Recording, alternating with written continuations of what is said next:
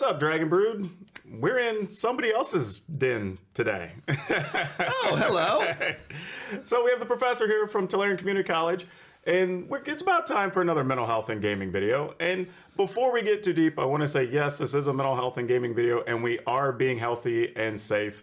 We've both been quarantining, doing infinite hours of content from our own offices, and we were close by, so I drove, and we're doing an interview, which we don't get to do very often. So I want to start by talking about just motivation, right? Like, especially right now where everything felt so grim, it Still does in a little way. Yeah, you have the pandemic, you had politics, whatever. Like, how do you keep a positive focus just in your messaging and then just on your channel in general? Well, I feel that it's very important, especially when the pandemic first started. A lot of people messaged me and said that they appreciated that I kept my content up because it's a escape. It's something to do. You're home a lot more. You've maybe already burned through your Netflix queue, and having your favorite content creators not only continue to put out regular videos, but right at the start of the pandemic, I intentionally put out extra if I could. And people noticed it and appreciated it. It's a little extra thing that you can watch and enjoy. I did struggle behind the scenes, though, with a lot of issues in terms of being able to cope with the isolation. And also, I was not immune, nor do I think anybody should claim that you should be. I think that it's detrimental to simply say, hey, you got to keep positive. You can't let yourself feel bad. And it's like, no, I had a lot of days feeling negative. I had a lot of days feeling scared. I still do feel scared. Even with the positive results of our recent election, I'm not just, everything's fixed. Yeah, the we're nation out of the woods, is fine. We're fine. I'm still scared. I'm still frightened. I'm still depressed. But it is important to fight those voices in your head, as it were.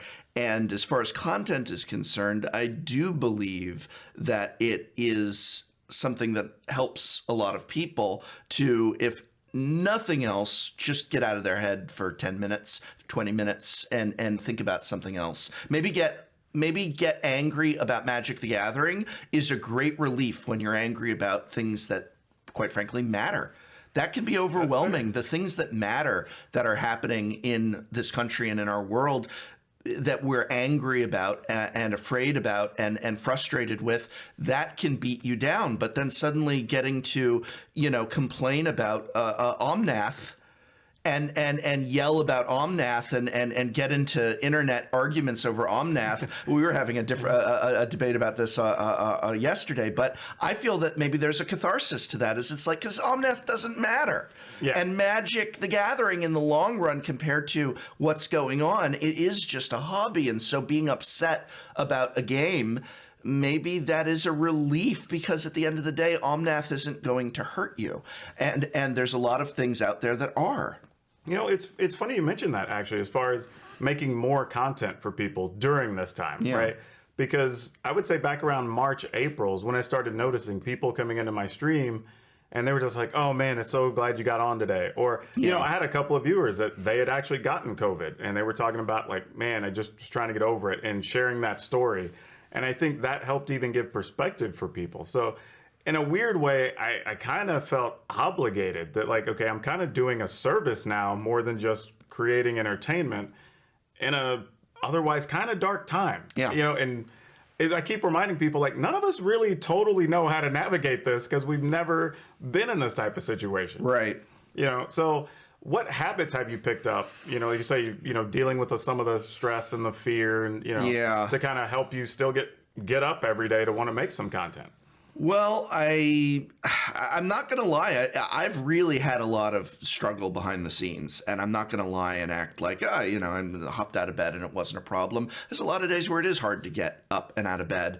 I've thrown myself into the work, and in many ways for me and my process, since my office is just me in it, and so I could keep up my routine, I threw myself into a kind of workaholism. And I was like, well, listen, I'm not going out to dinner with friends tonight. I got DoorDash. And there were a lot more nights where I said, honey, I'm working late tonight because I'm throwing myself into my work as a way for my own escape and thing to do. I already have burned through my Netflix queue. And so what got me up in the morning was the work and having that goal to accomplish and feeling that I accomplished something by finishing a video, because I was staring out the window thinking about what am I accomplishing now that I can't see the people that I love, that I can't go on trips with the people, you know, like we had family vacation planned, like a lot of other people, and now we can not do those things. And so it's very difficult. Yeah, I totally get that. And I relate a lot to that because, and I, you know, even with my wife, there was a point where I just apologized. I'm like, man, I think I'm just spending more time doing this because it's a positive distraction. Right. Yeah. And it's weird because it wasn't like I disliked the work, but I think it was just one of those things, like you're saying, I'm not seeing my friends. We're not getting together for board game nights or whatever it is. So it's just like, well, this is something I can do and still have something to show for it at the end of the day. So, you know, maybe if there's a recommendation I would tell people is just find something you can do as a creative outlet. You know, don't sit and just wallow in sorrow of everything going on, you know, because you're just letting those thoughts just pile up. You know, you need a release, you need an activity. You just need something that you can focus energy on. Yeah, whether it's gardening and maybe you're gonna like, I'm gonna finally take that section of the backyard and I'm going to start planting and turn it into a lovely garden, and you can feel that accomplishment. Or whether it's just, well, you know what, I've got the weekend and I'm gonna burn through this video game that just gets me again out of the world for a little bit. And I certainly did a lot of that. Hey, I dusted off Civ 5, which for me, that thing gobbles up the hours, and I needed that. I needed a button I could push to make Saturday Monday a few times, and that was Civ 5 and such. I totally get that. Yes. Totally get that. So when we're not in, you know, as I like to describe my channel, the before time. The before times. Yeah.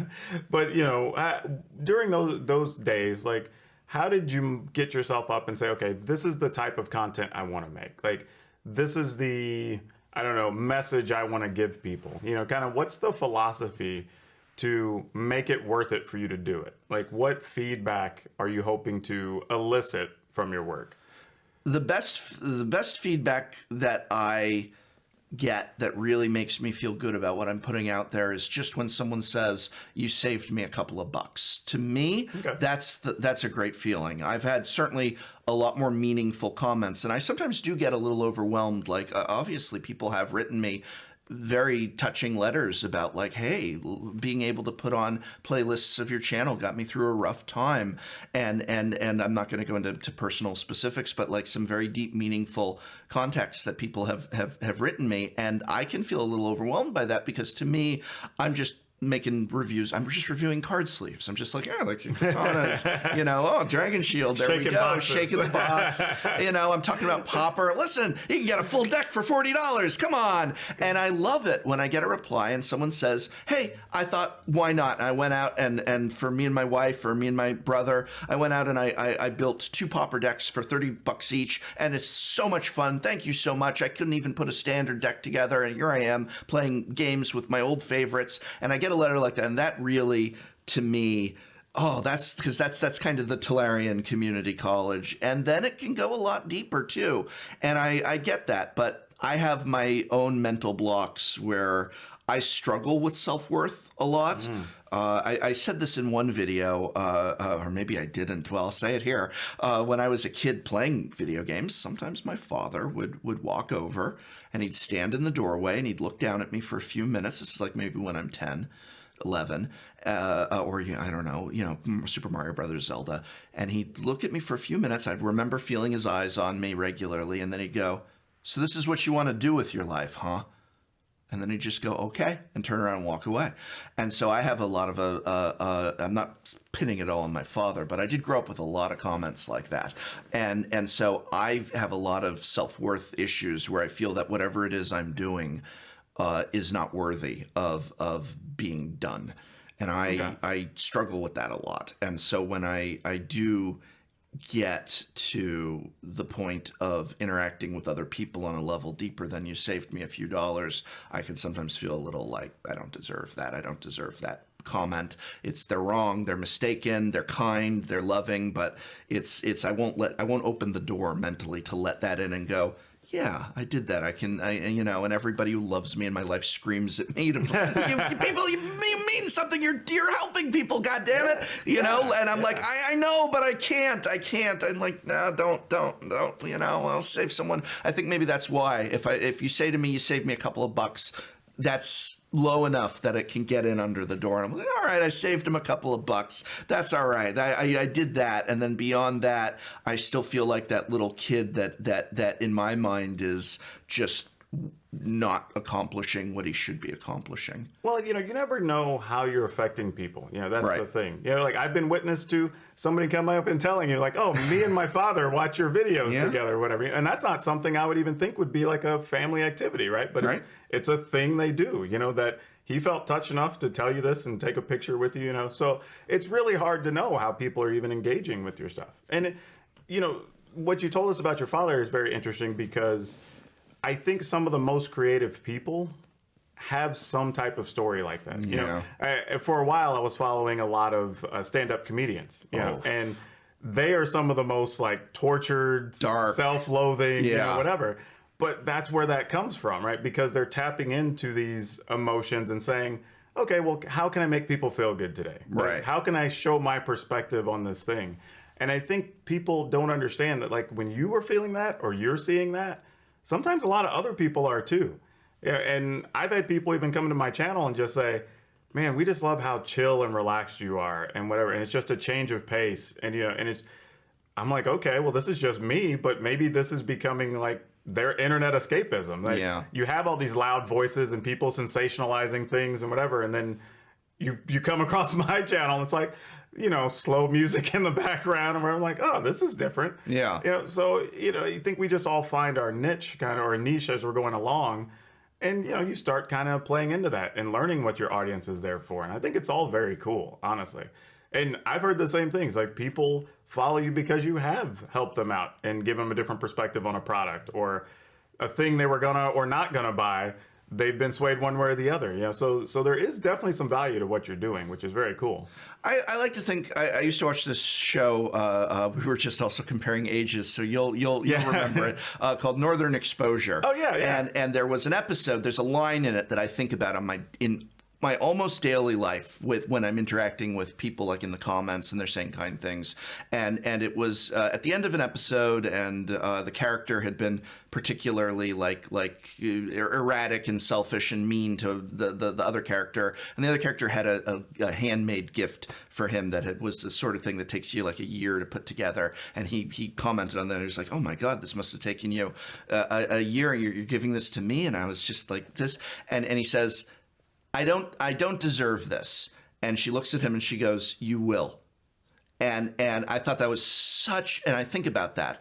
And so whenever I feel I don't deserve what is happening to me with the channel or what other people are saying to me in kindness, and whenever someone says to me something that my bad part of my brain says, "You don't deserve that," I counter with, then work towards deserving it. And that's something that motivated me in the before times like crazy. So I go, okay, this person just said a really kind thing to me about what my work did for them or what my channel brought to them. And I can't help this bad voice in my head saying, "You don't deserve that praise." And I go, all right, so my goal is to work to deserve it, as in I'm going to get in, I'm going to do an even better video tomorrow. I'm going to do an even better video tomorrow. I'm going to be true to the things that people come to me for, and I will deserve what they've given me. I don't deserve this, but I will work to earn what you've already given me. And that is something that I really repeat to myself mentally, as in a rebuttal to that damn lying voice in my head. Well, this kind of leads me to another question. That, your audience is obviously like 50 times bigger than my audience is. Like, do you ever feel that pressure to live up to a standard? Because, you have these people that have an expectation or a certain quality of video, or maybe you have a different thing you want to try, but you don't know how it's going to be received. Like, does that ever kind of put a different amount of pressure on you? It definitely puts a lot of pressure on me in terms of making sure that I get the message right. And especially with a product review, we were saying at breakfast about how there might be a product that comes out that's excellent quality, and then the second batch comes out and the second batch is a lower quality, and that sort of stuff gives me like cold sweats, because then I've got a video up there saying this is excellent, these Ultra Pro Eclipse sleeves or whatever, and then it's like, oh, the second batch wasn't so hot, and then I've got to get another video up there saying, wait a second here, we're having some QA issues or what have you. And I definitely really feel that obligation to make sure that, if nothing else, I don't care if I've got a typo in the, like, people, oh, you got an extra D in that happened because I was editing at 2 a.m. and I missed it, or like we talked about, oh, it's in soft focus there. Oh no, I focused on the background and not me, and that's embarrassing to a certain degree. But what really terrifies me is that I'm going to deliver information incorrectly in such a way as the thing that people come to me for, such as, is this product good? Is this a good purchase? And then it's like, ooh, he said yes, but the answer's no. And that really, I'm like, what did I miss? What did I miss? What am I not seeing here? And of course, a lot of it is subjective. And I do try and encourage that too, because a product that isn't good for me might be good for you. If it's not breaking and falling apart in our fingertips, fine. But yeah, I feel a big weight of responsibility to make sure that I am really looking as hard as I can and offering the insight as it appears to me. And then beyond that, I can't help it. But I really do feel that pressure for that. I can understand that. You know, even with the type of content I do have days where, like, okay, I played a deck and it went, I don't know, 7-0 or whatever, right? And I try to preface even in the comments of just like, hey, this did this well, but like there was also these conditions and I got kind of lucky in a couple of these games. Like, don't read into the sample size too much, you know, like, and I feel like I have to put these like disclaimers or asterisks on everything to be like, well, yeah, this is what happened, but, you know, I don't want you to go spend your wild cards on Arena and then be like, I can't win a game. Yeah. Did you just edit this to the only wins that you had or what? It's like, no, this is just what happened. Right. So I get it. Like, you get in those ugly spots of just like, I'm sharing the information I have at hand.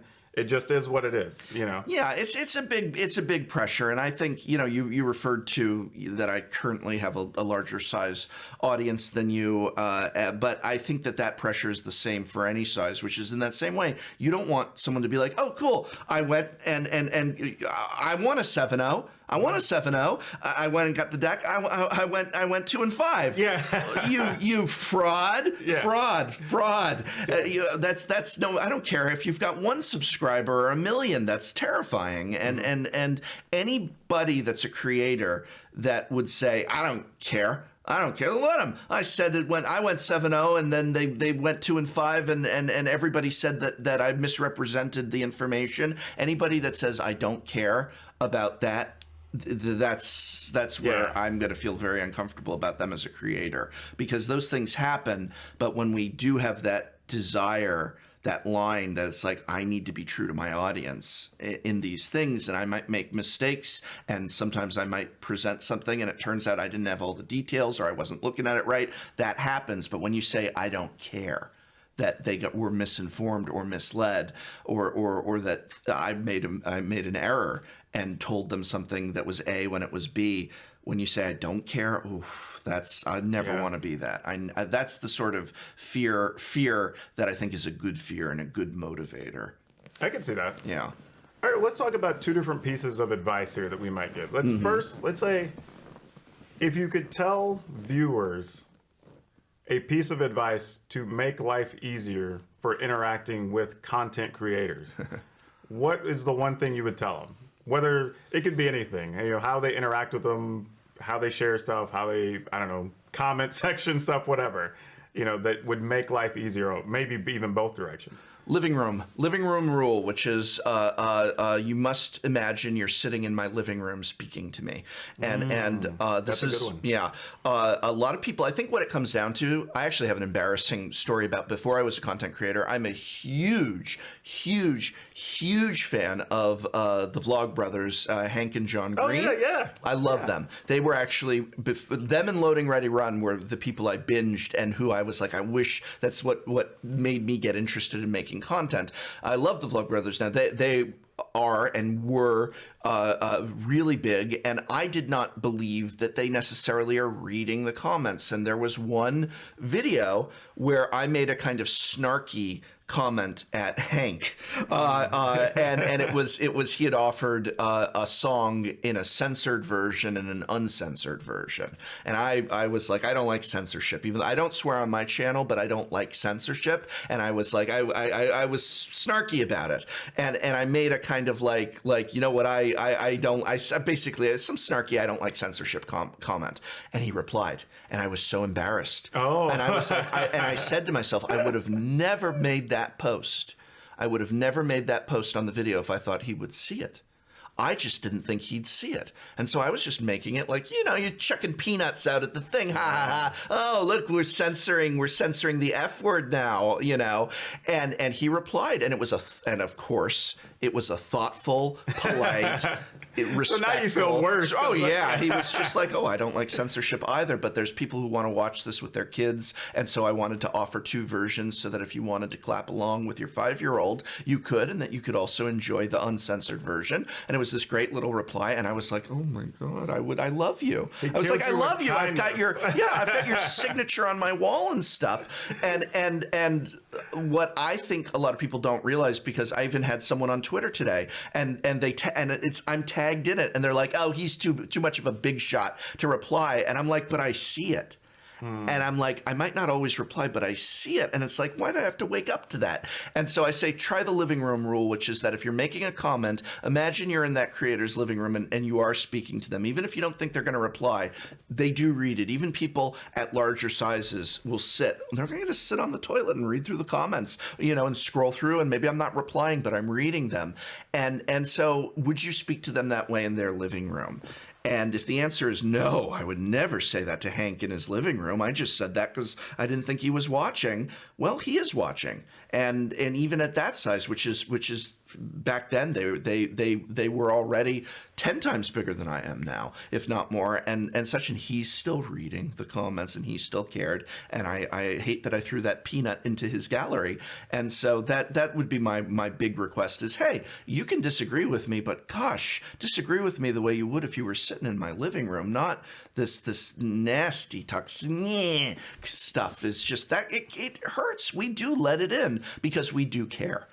Yeah, I think that's the thing. Knowing how much some of these creators care about their craft and what they're presenting, it does really hurt when those things happen. Yeah.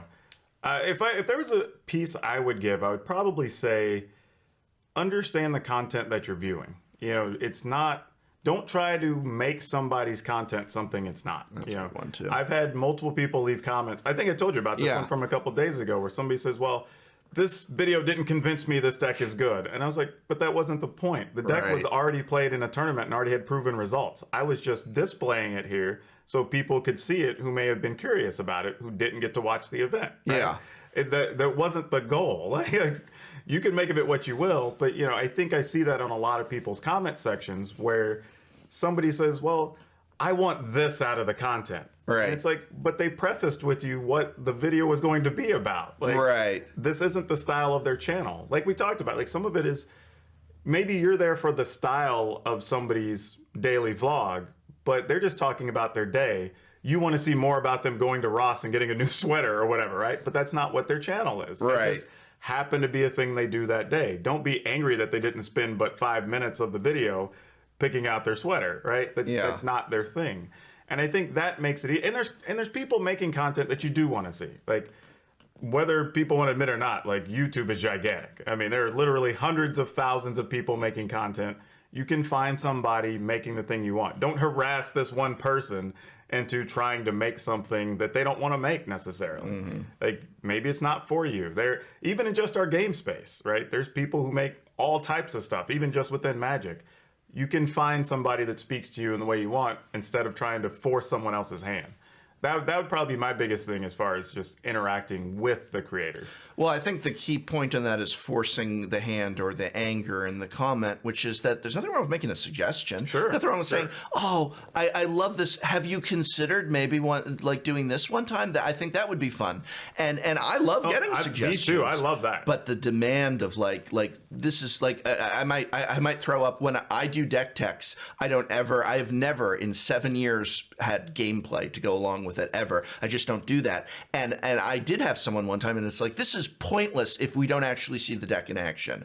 And I'm like, well, geez, calm down there. Like you can say, hey, Prof, have you ever considered maybe record yourself playing a couple games? That'd be fun. And I might have a reason that I don't want to do that. And I reply, or I go, oh, that's a good idea. But the kind of demand and aggression, you're not supposed to let the comments get to you, but you also must realize we are human and we are going to take it in. And if you do want a creator who reads and responds and contemplates and considers, then you must acknowledge that surely aggression and toxicity and negativity will, even with our walls and professionalism, seep in from time to time. And then you start to get people who they're going to want to comment less. They're going to want to read the comments less. They're going to want to listen to you less because it just gets to be almost like an abusive relationship. And obviously extreme things are easy to point out, but I think a lot of people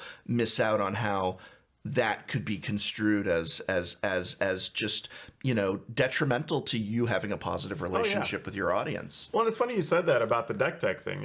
For me, it's especially online. Like, I like the process of drafting. I don't like playing the draft games. Right. So I even just made a comment on one of the things I sent out and said, hey, let me just ask the audience. Like, I like drafting. I know some people want to see me do more limited content. Like, what if I went through the draft, I talked about sample decks we could build, and that was it? Like, would that be interesting to people or not? And a couple of people responded like, oh, that'd be neat, I'd watch it. Well, no, I really want to see the games. But there were a couple of people saying like, I don't even know why you would ask this. This is a dumb question. But I was like, this is literally why I'm asking. Like, why are you being angry when I'm soliciting your feedback?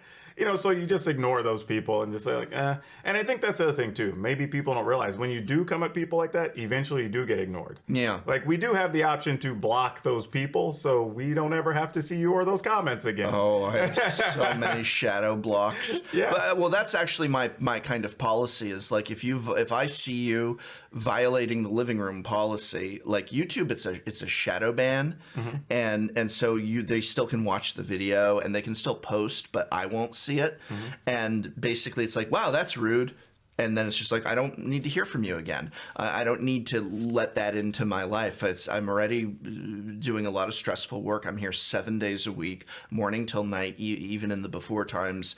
And I don't need to have that type of poison thrown in my face.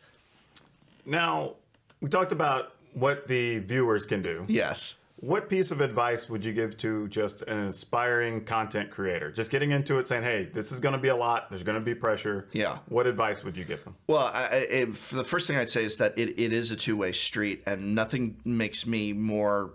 I don't want to say sad, but I flinch when I see another creator kind of chewing out one of their fans, and maybe their fan was rude and such. And listen, I'm guilty. Sometimes someone will make a particularly over the top comment, and I'm guilty of. I'll like to. I've apologized before for getting out of line. Yeah. I like to. Sometimes I'll take like a screenshot. And usually it's more like it's funny. It's this outrageous. You're part of the global conspiracy to this, and it's like in a deck box review, and I'm like, whoa, that's hilarious. And I take out the name, and I'm like, look at what I got on here, and we chuckle. But the idea of actually someone maybe was snarky, like that Hank Green example, and the idea of coming in and like, I am going to tear them a new one, and it's like, you got to take a step back. You got to walk away. You got to just hit hide this person's comments and walk away, because you can't do that back to them. And a lot of times they didn't know if it wasn't an over the top, outrageous, toxic comment, but it was just maybe a little aggressive or just kind of like, snarky, disrespectful, and then the person might be on your Patreon, and they were just being a little snarky, and you're like, you, sir, are vile. I will destroy. And it's just like, whoa, take a step back. But in terms of just being a creator in general, I always say that you need to make sure that the first person you're making your content for is you. Yeah. And just like you were discussing, like reaching out, and that's great to reach out and to say, I do that too. Would you guys like it if I did this? Would you dislike it if I did this? What about this? But at the end of the day, if you feel I like to draft, show the draft, and then not show the gameplay, even if you're like, oh, the audience is just demanding seeing the gameplay, you have to make yourself audience member number one, because otherwise this is such a long haul business. And we were talking about how it's so consistent. You cannot take 2 weeks off from making videos. And so if you are not making content that excites you, if you are not making content that you love, if you are not making the type of content you would watch if you were a viewer, you're going to go out of your mind. You're going to hate it. You're going to not be able to keep it up. 1 video a week, 2 videos a week, 3 videos a week. How can you if you're like just trying to chase the demands other people put on you instead of what you put on yourself?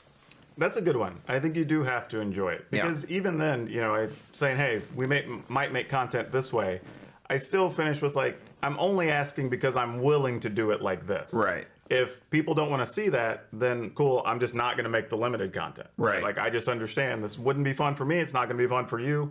Why bother doing it? Mm-hmm. Right. I'd be appeasing some small percentage of the viewer base, and it's just not worth it. You have to love what you're creating. And that's also, we were talking about creators who don't even rewatch what they're putting together. They record it once, they maybe do a minor quick edit, and they can't even watch it. And if you're not even interested in your content, I mean, I just put a video out where I had a section that was a joke section, and I was tickled pink by my own humor, and I was having fun with it. I got all this stock footage, and it was ridiculous, corny. I love corny stuff. And I was like rewatching it, and I'm imagining the whole time as I'm rewatching it, a viewer watching it for the first time, and I'm giggling and I'm chuckling, and I'm like, this is so much fun. And if I didn't have that, and I was just schlepping out the content or whatever, like I would just be out of my mind. I got to laugh last night at making that video, and if I'm being like just beaten down by the misery of grinding out content, that's no good. Yeah. For me, I think I would tell people, don't let fear stop you. Mm-hmm. I think that's, when I talk to people, it's always like, well, I got to have this perfect thing for my first video, right? Or I got to make sure the content is exactly a certain way, or I got to have the perfect microphone, or I got to get a better camera. It's like, we've talked about it. I think I've mentioned it on my channel before, but we talked about it last night. Like, Dad, how do I? Right? Like, this dude who's got 2 million subscribers. He's just recording it on his phone. Yeah, literally from his phone. No special microphone, whatever. But it's him that people are there for. People are there. It's a mediocre DIY channel, right? If we're just being honest about it. But they're there for the messaging and for him, and him telling the story of his father leaving when he was like 12, and he's just trying to give something back to the world and teach people lessons, and people are there for him, right? And that's it. People, if you are doing your job, people are going to come watch you, right? If you're interested in something and people see your enthusiasm, they're going to be into it. Like, I can't count the number of times YouTube videos have been recommended to me that I'm like, oh, this looks kind of cool, and then I catch myself watching like 5 of their videos, sure. But I'm not even into the thing that they're into. I'm just like, this is an entertaining person. Absolutely. And I've learned about things through other people that way. So always make it about just having fun, about you, and put it out there and get started. You've been doing this for 7 or 8 years. Yeah. I've been doing it for a year, and my stuff is already drastically different from February to today. Oh gosh, yes. It's night and day. So I can only imagine, if I'd have waited to try to make it like it is now back in February, I would have probably never got started. Right. So you got to take those first steps. Like, you're gonna mess up. Your quality's gonna be bad in the beginning. Like, there's so many things you're not gonna like, but you have to just decide, do you want to do this or not? it is important that we as creators constantly strive to be and do better, but you cannot expect perfection right out the gate. You can't expect perfection. I still look at my videos from today and I go, I wish I could get the picture better. I wish I could get the sound better. Yeah. And then I go and I try and figure out how to do that. And but like working to want to do more and be more is great. But if you are like, I'm not going to put this up because it's not perfect, well, then you're never going to put it up. Because I don't feel 7+ years, I don't feel I have a single video I could watch of mine where I would not be able to point out to you at least 3 things where I'm embarrassed over a mistake. And they could be like I think my closest I could come is like my flawless video I'd still say, right there's a mistake to you, right there's a mistake, right there's a mistake. And I look at it and it drives me crazy. But there it is. And so I don't have a single video I look at as perfect still. Not a single one. And this is coming from somebody who has, 500,000 subscribers or whatever, right? Yep. So it can happen to anybody. There's always going to be things to improve on. Always. So yeah, I think that's a good wrapping up spot, actually. I think it's a good piece to let people kind of marinate on a little bit there. So when you're not just there and they want to find you on the Tolarian Community College, what else do you have going on? When I'm not on the Tolarian, what else do I have going on? Well, I spent a weekend playing Civ 5, but beyond that, no. When you make your hobby your business, that just becomes your life. I don't. This pandemic, I just the house and that. Not much else. I feel you. That's kind of. I'm sorry to be depressing about it, but that's the mood. To be honest with you, I don't got a lot going on these days outside of the channel. Yeah. Now, what are you doing? Tell me, what are you doing? I actually have a whole other YouTube channel. Yeah, but now. There you go. That doesn't count. But that doesn't count. You see, you turned it. Exactly. You turned it into your content, so that no longer counts. That's fair. Then I've got nothing either. I've just got 2 YouTube channels. Come be a creator, have nothing else going on. Yeah, pretty much. All right, so we're going to wrap that up. That is all we have for you for now. We will see you next time. Thank you for having me.